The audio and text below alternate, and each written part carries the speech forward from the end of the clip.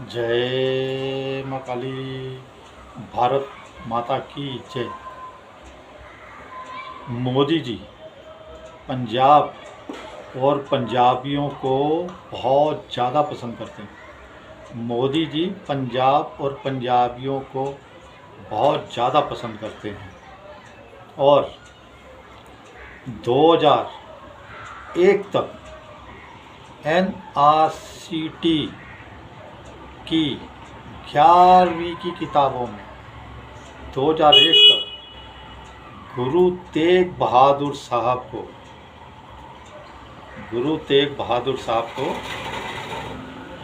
डाकू पढ़ाया जा रहा था। डाकू भारतवासियों, गुरु तेग बहादुर साहब को 2001 की 11वीं की किताबों में डाकू डाकू डाकू पढ़ाया जा रहा था।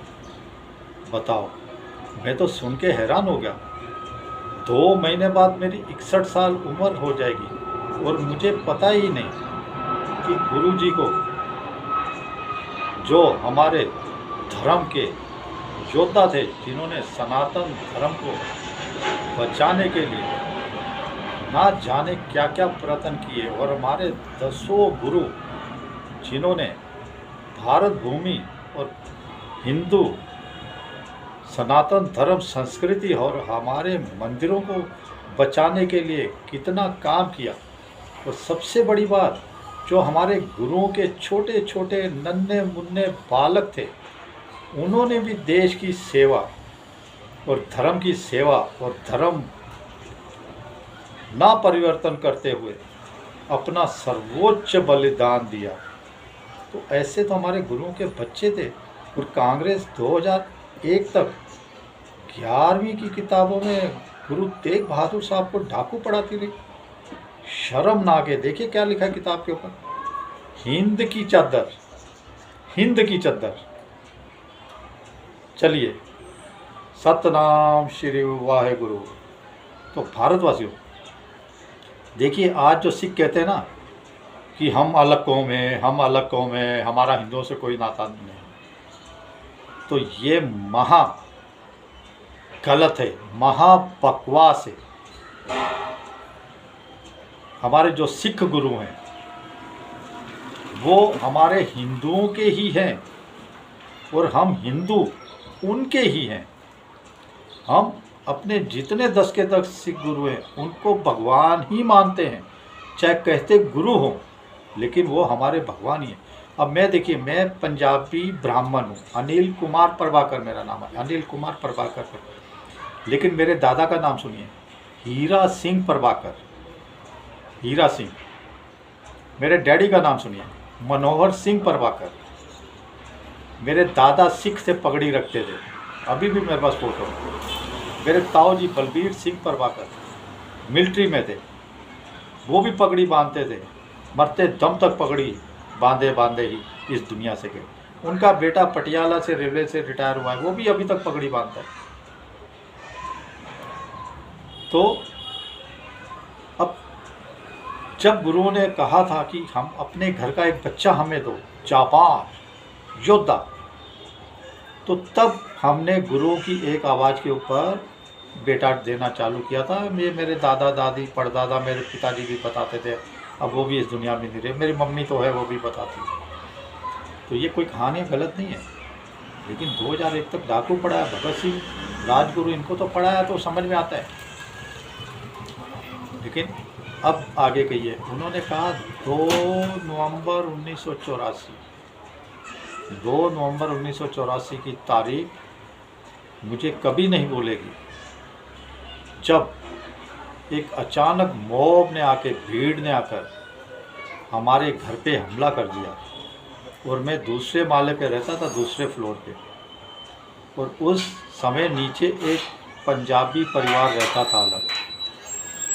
तो वो पंजाबी परिवार आ गया, उसने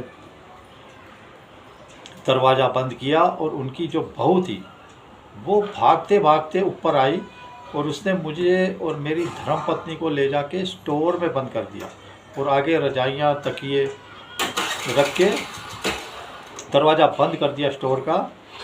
और उस समय जब ये भीड़ ने हमला किया था हमारे घर के ऊपर, तब मेरी औरत जो है वो पेट से थी, मतलब बच्चा होने वाला था, वो प्रेग्नेंट थी। और इसी के साथ उन्होंने कहा कि ये जो तारीख कभी नहीं भूलने वाली मेरी ज़िंदगी में।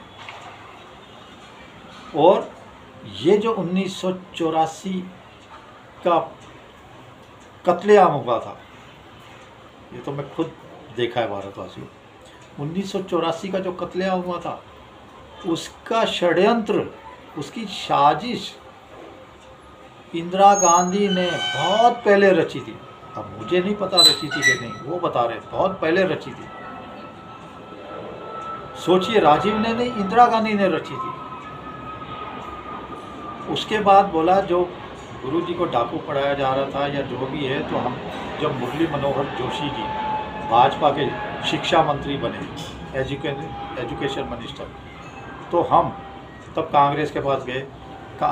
कांग्रेस का एक बोला प्रोफेसर था, तो बोला उसका नाम था सतीश चंद्रा, जो JNU में प्रोफेसर था। तो उसको हमने कहा कि ऐसे हमारे गुरुओं के पास कश्मीरी गए थे, हिंदू गए थे, भी धर्म की रक्षा करो, तो आप डाकू पढ़ा रहे हैं। तो बोले नहीं नहीं, ये सब बकवास है, कोई हिंदू नहीं गया था, कोई कश्मीरी नहीं गया था गुरु तेग बहादुर के पास। तो तब स्पेशल एक कृपाराम जी थे कश्मीर के पंडित ब्राह्मण, वो आए, उन्होंने दिल्ली में मोर्चा निकाला।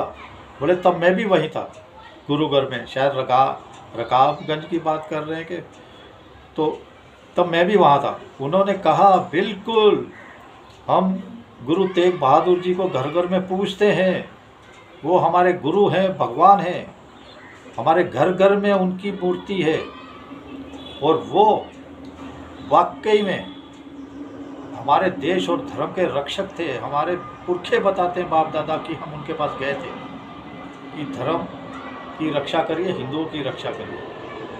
तो गुरु जी ने आशीर्वाद दिया था, तदास्तु, कुछ तो अपने पास बोलना पड़ता था। लेकिन भारतवासियों में एक और बात मैं आपको बताता हूँ, मुझे कांग्रेस से बचपन से ही नफरत हो गई थी। बचपन से जो पहला वोट मेरे पिताजी ने बोला था कांग्रेस को डालो, मैंने डाला था, 2 वोट डाले थे। उसके बाद इतनी नफरत हो गई थी जब 84 के दंगे हुए थे कि याद करिए, मैंने उसके बाद आज तक वोट नहीं डाला, आज तक। या बोल रहा हूँ बीजेपी की वीडियो बनाता रहता है, बीजेपी को आप, मेरा वोट ही नहीं है, मेरा चेक कर लो ना, दिल्ली में मेरा वोट है, बनाया था लेकिन मैंने वोट नहीं डाला। मुंबई में भी मेरा वोट था, मुंबई में तो पहला वोट मैंने मुंबई में डाला था 55 में, जब 18 साल का हुआ था, तो चेंबूर में। तो ऐसी ऐसी अजब बातें बता रहे हैं। लेकिन जब अमृतसर गोल्डन टेम्पल पे तोपों से गोले बरसवाए थे ये कांग्रेस ने, इंदिरा गांधी ने, तोपों से, तब मुझे इससे नफरत हो गई थी, इंदिरा से और कांग्रेस से। लेकिन सिख, मैं गुरु घरों में जाता हूँ, गुरुद्वारों में जाता हूँ, मोदी को ही गालियाँ देते रहते हैं, मोदी को,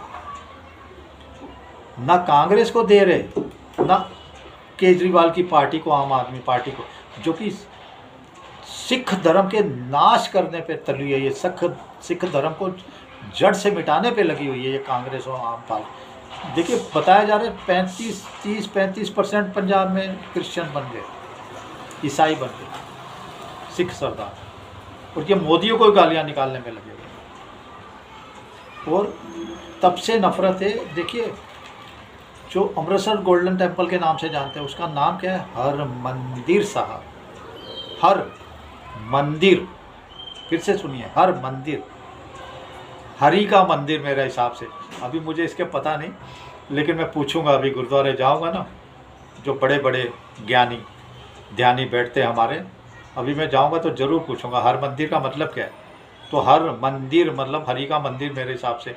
अब क्या नाम रखा किसने, तो हरि का मंदिर ही उन्होंने नाम रखा होगा, क्योंकि गुरु हमारे गुरु ग्रंथ साहब में 5,500 बताया जा रहा है, 5,500 बार प्रभु श्री का नाम लिखा है। तो मैंने तो कहा है ना, मैं 10वीं में फेल हो गया था, पढ़ाई लिखाई से मतलब नहीं, लेकिन जो बताया जा रहा है मैं बता रहा हूँ। लेकिन आज जो रहोत्सव उद्घाटन किया HS फुल्का जी ने, जो 1984 सिख दंगे के सुप्रीम कोर्ट में वकील रह चुके हैं, लड़ाइयाँ लड़ी, और उन्होंने बोला पूरा मेरे को शुरू से BJP का साथ मिला, भाजपा का साथ मिला। और मैं एक बार और बताता हूँ, हरमिंदर साहब में तो इन्होंने गोलियाँ प्रसादी, तोप के गोले, मस्जिद में कभी नहीं घुसे। मस्जिद में आतंकवादी बैठते थे, वहीं मस्जिदों में क्या क्या खतरनाक पता नहीं लड़कियों के साथ क्या करते थे, वहीं मीट मुर्गे बनाते थे, अयाशी करते थे, और वहीं छुप के बैठ जाते थे। और किसी की हवलदार की बात छोड़ो, एक मिलिट्री वाले को भी भेजने की इंदिरा की औकात नहीं होती थी, पूरी कांग्रेस की औकात नहीं होती थी, घसीट के निकालो इसको मस्जिद के अंदर से। और गोल्डन टेम्पल हरमिंदर साहब ने तोप के गोले चला दिए, तब से मुझे नफरत हो। चलिए, फुल्का साहब जो कह रहे हैं आप उसके ऊपर ध्यान दीजिए, बाकी मैं क्या कहूँ। जय श्री राम, जय श्री हनुमान, वंदे मातरम, जय हिंद।